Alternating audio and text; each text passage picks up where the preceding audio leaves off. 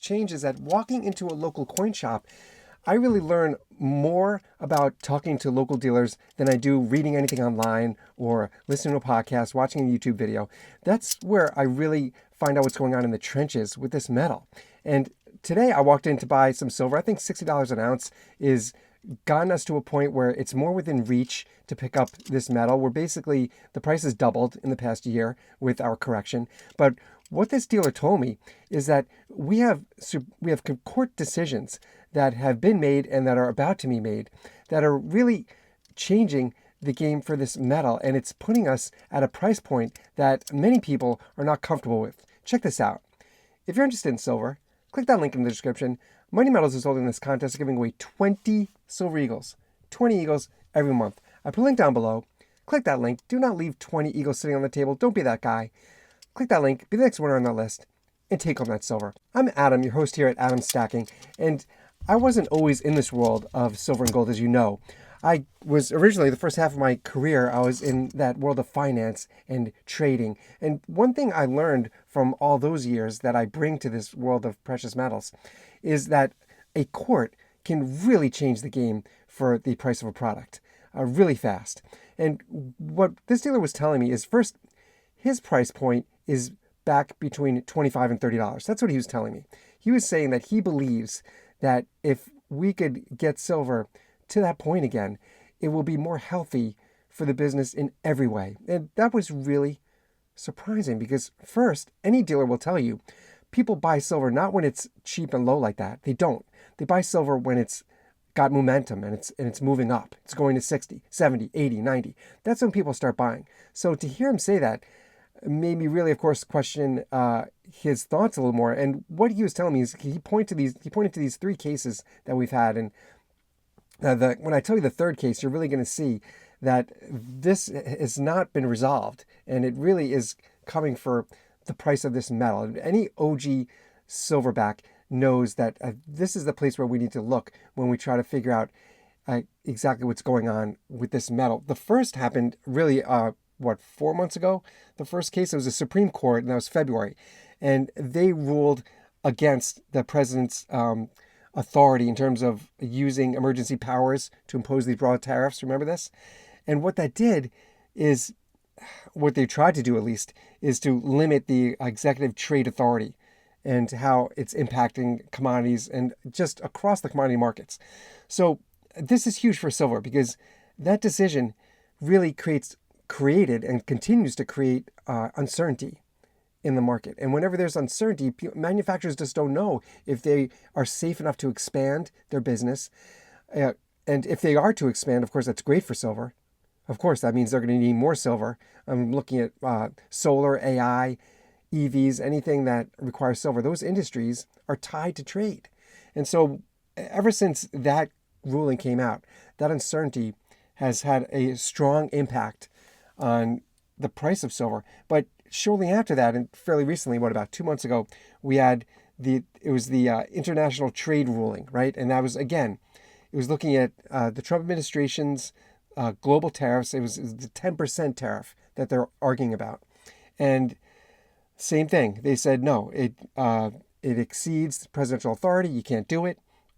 Same thing. That puts all of this uncertainty on these major industrial players, right? Any manufacturing sector, they're looking at can we expand our business? Can we grow and really go all in? I mean, that's the sense that I get, and it's the sense that when I was talking to this dealer, that he was getting that this has really put this feeling of limbo on these major industrial players. So now we have, even though that came out, even though that was in May, even though that decision had been made, as of the time of this recording, Federal Circuit allows this 10% section of I think it's 122. Yeah, off the top of my head, it's 122 tariffs. That's what they're called.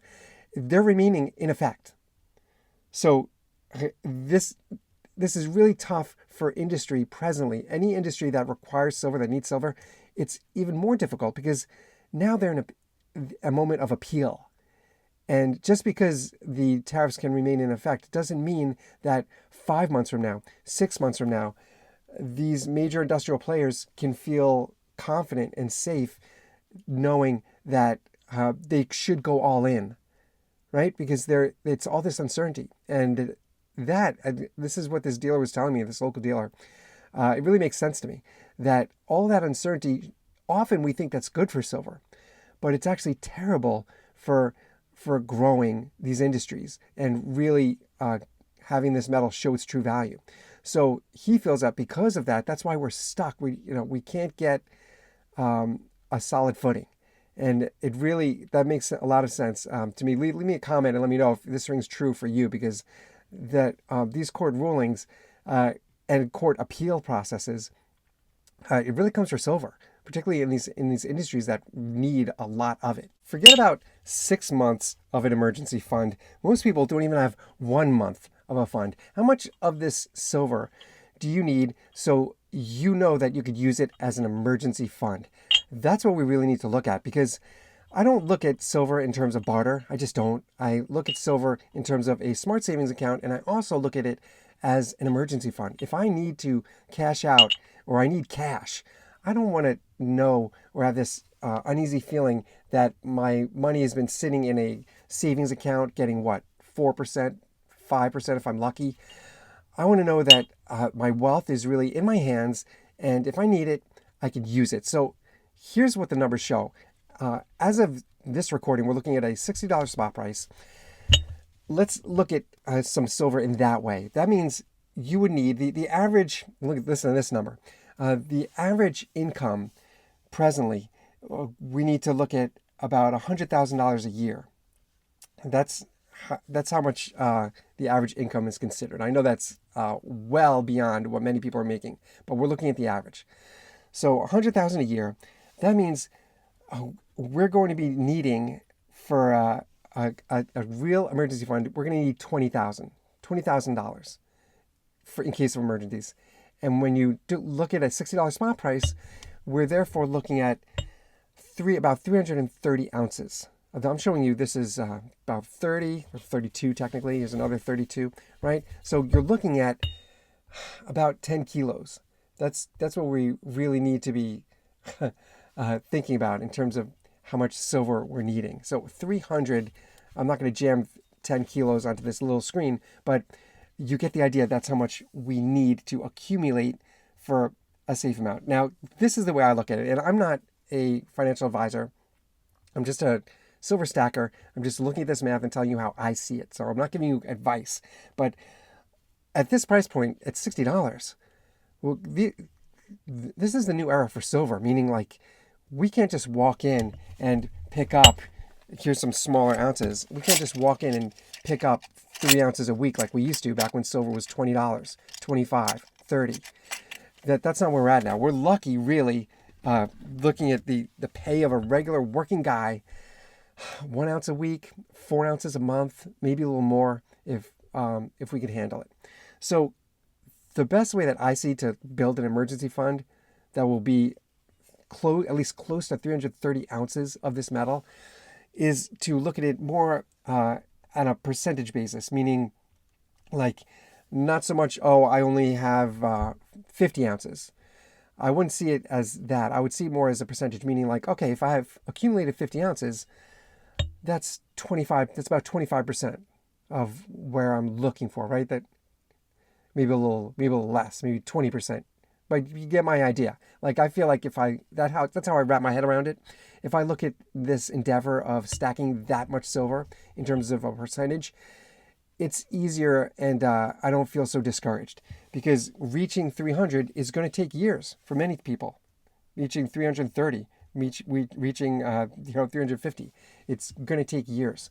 So when I look at it in a percentage basis, and also a dollar cost average method, just helps so much more.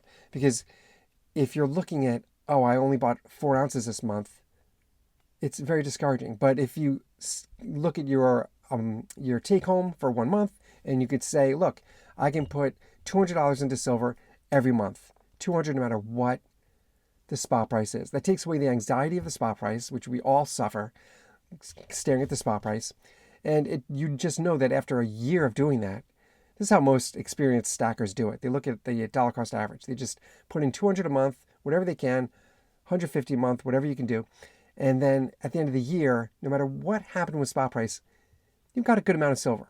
So I think those are like two strategies that can help every regular person working a regular job, which we all are, help us get to an emergency fund, which again, at today's spot price, you're going to need about 330 ounces of the silver. And I know many OG silverbacks, I know you guys, you've already reached that. Tell me in the comments, by the way, not if you've reached that, but just tell me if you're an OG silverback. Just drop that. Drop OG silverback. I love hearing from you guys. I love knowing I'm not the only one doing this for literally decades. And get your own silver. Click that link in the description. Thank you, Money Miles Exchange, for sponsoring this challenge. A great contest. Every month, giving away 20 silver eagles. 20 eagles every month. I'll put a link down below. Click that link. Be the next one on that list. And take home that silver.